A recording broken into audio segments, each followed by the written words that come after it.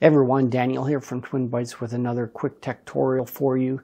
This time a review on my current printer that I'm using, which is the Canon Pixma MG3029. So be sure to stick around through to the end to get all the information on this and see if this is the right printer for you.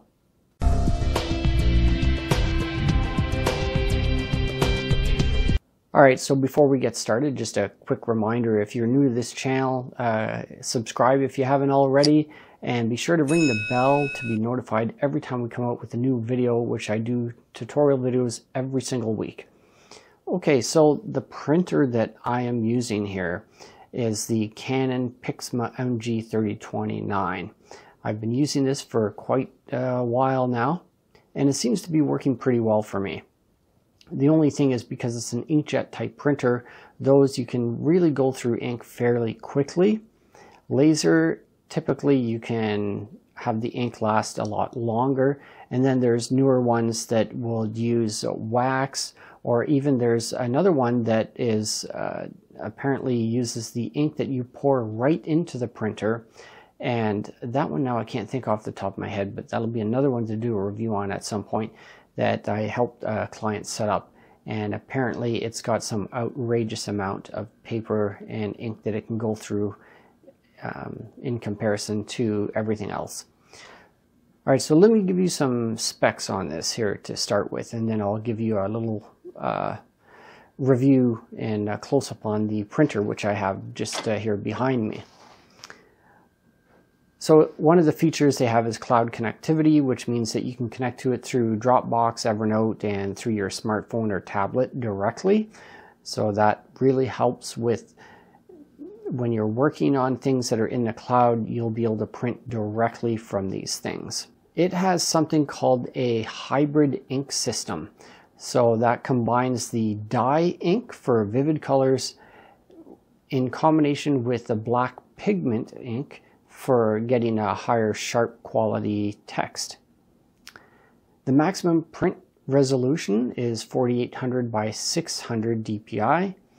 You've got built-in Wi-Fi as well, or USB that you can use. Pretty much any printer is USB, but they don't all have Wi-Fi, and I just had somebody that we set up a printer for, or we were going to set one up, just to find out that they thought it was wireless, because they just assumed, I guess, like many people, that all printers have wireless. Not everything is wireless by default. You need to check and make sure. If you want Wi-Fi, make sure it has Wi-Fi. This one does have the ability to connect through wireless, as well as a network cable or a USB cable. So you're covered through all three methods. The speed of this thing, it does 8 IPM, images per minute, for color, and it does 4 IPM, or images per minute, for black. So it's fairly quick. That doesn't count the time it takes to wake up the system if it's in sleep mode. I just printed out my little cheat sheet that you may notice me looking down at throughout here to check on my notes, and it took about 12 seconds to print black from sleep mode. So even though it's 4 seconds or less if it's already on, but if it's asleep, for me this took 12 seconds to print a 1 page. Leading off of that, it has a auto power on feature. That's what I was just talking about, that took the 12 seconds. To save power, it powers itself off and goes to sleep after a certain period of time, which I believe you can program. And when you go to print next, it will have to wake up the printer and then start printing. So even though in my case of printing a 1 page of black text taking 4 seconds, it actually took 12 seconds, including the time it took to wake it up. But if I was printing out several pages, then it would be 4 seconds per page. It has a feature called quiet mode, so if you're working from home late at night or early in the morning and other family members are sleeping, then you can have it run quieter so that it doesn't wake everyone up. Another great thing about this is compatibility, which is something else that you may have to look at. This has compatibility for everything: Windows, Apple, Linux, and your smartphone. So it can print from everything. You've also got access to a whole bunch of software, which you may not care about. I personally don't care and I don't use it, but just for your own interest. It has access to My Image Garden, Full HD Movie Print, and Creative Park Premium. It also says that it came with a manual. I can't really find mine anymore. It's possible that I threw it out from way back when I got it, but it does have an online manual. The only thing now is looking at this online support page. There's a Canadian page and there's a US page. So depending on which one you're looking at, you're going to get different things. I'm in Canada, so when I went to the Canadian page, I don't see any driver information or manuals or anything. But when I go to the US site, I see the manual and I got access to the drivers and everything there. But on the Canadian side, it shows the specific model. On the US side, it says basically the 3000 series. But it is basically the same printer. So from there, I got access to the manual, which I've linked in the description down there below. Which, speaking of down below, click on that like button if you're enjoying this video so far. Thanks. It really helps with me getting more of these videos pumped out for you. So if you want to get access to the manual, I'll have that link down at the bottom. Setting this up on a wireless network is very easy. You got a bunch of options. Usually downloading the software, following through the prompts, it tells you exactly how to do it and when to do it. But looking at the options here with the software, you can use following the prompts. It's got WPS, which is the Windows protected setup. You would press the button on the wireless router for the WPS button, and then there's a button or a combination of buttons that I'll show you in a bit on the printer on how to connect that through the WPS, and it syncs them both up. You've also got the option through WCN or Windows Connect Now. There's also the Easy Wireless Connect. All this information for the wireless setup you can find on page 103 of the manual that I've linked in the description below. So let's have a look at this printer. So here's the printer. And you've got a flatbed scanner on here. One thing is, if you wanted to get a feeder scanner, it doesn't have that on this model. So you would only be able to do flatbed scanning. You can't do anything through a feeder of doing multiple pages at once or anything longer than 8.5 by 11. You can see in here, it gives you some of the measurements, if the lighting was good enough here. And it tells you what type of letter, size A5 and so on. And there's an arrow to indicate exactly which corner of the scanning bed where to line this up. The paper comes in from the back, and then you've got a paper tray that slides out in the front to catch the paper as it comes out. The lights here are telling you when it's on and a few other pieces of information. So you've got the power button right here, which it doesn't say power, it says wireless underneath it, but that's meaning this other information is wireless.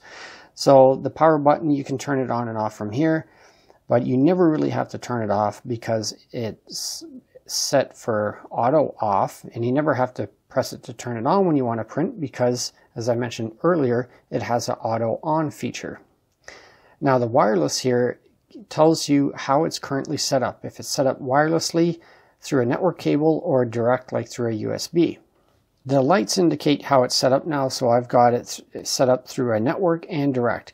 Personally, I'm only using it through a USB, so I should be able to turn that off. So what we want to do first is you're supposed to hold the Wi-Fi button here until it flashes. So we'll hold that down, 2, 3, and now it's got the light flashing here. And then it says to press that same button repeatedly to change between the options here. So if I press it once, it's showing network and direct are lit up. If I press it again, I'm not really getting anything else. So I think because I took too long, it actually timed out. So we'll try that again, holding it down a few seconds, and it's flashing. So if I press it and keep pressing it, and it is not changing in this case as it should. And that's probably why I never had this changed. So this clearly doesn't work as the instructions say that it should, but that's apparently how you're supposed to be able to switch it between the 3 different options here. Now you've got a little light here which indicates if there's a problem. So if that comes on, it'll indicate some kind of issue, and you'd have to look it up in the manual to find out exactly what's wrong. But the common issues are some kind of a paper jam or something happened to the ink. And if it's not printing right after changing the ink, you probably didn't install it correctly. You've also got light indicators for the black and the color ink to let you know if there's a problem with them or when it's time to change the ink. It also prompts you on the computer itself. So in my case here, they're both lit up because it's time for me to change both the black and the color. You've got a stop button just in case there's an issue that you need to force stop whatever is printing or scanning. And then you've got the copy buttons where you can do a black and white copy or a color photocopy of something. These buttons are also used to make changes when you're setting up other things, such as the wireless, which is not working in this case. Holding down the button, and once you select what it is you want, then you're supposed to be able to hit the start button. So this is flashing, and then I'm supposed to just press this repeatedly until I get the options I want, which it's not changing, and then hit the button there for it to accept the changes. But in this case, all it's doing is thinking that it wants to print a photocopy of something. So that was completely useless. So you can see here that it's not working the way that it's supposed to. But in my case, I've already got it set up. I've got the USB cable back there, and that's how I want it set up, and it works fine for me that way. So aside from this printer not working properly with the buttons for choosing between the wireless, wired, and USB connections, it prints perfectly the way it's supposed to when it's set up and working. So those buttons don't seem to allow us to set it up that way, but you can set it up and configure it through the software when you're going through the initial installation. And again, the detailed instructions on how to do that are in the manual. But if you're interested in getting some detailed instructions through video on this or anything else, please let me know in the comments below. It really helps me out to know what it is you guys are looking for. And if you found this type of video helpful, I can make more like this for you and give you a walkthrough on exactly how to do just about anything with the computer. That's it for this tutorial. Please subscribe and ring the bell to be notified every time we come out with our new weekly videos. Give it a thumbs up if you like the video, and we'll see you in the next one. Thanks. Bye for now.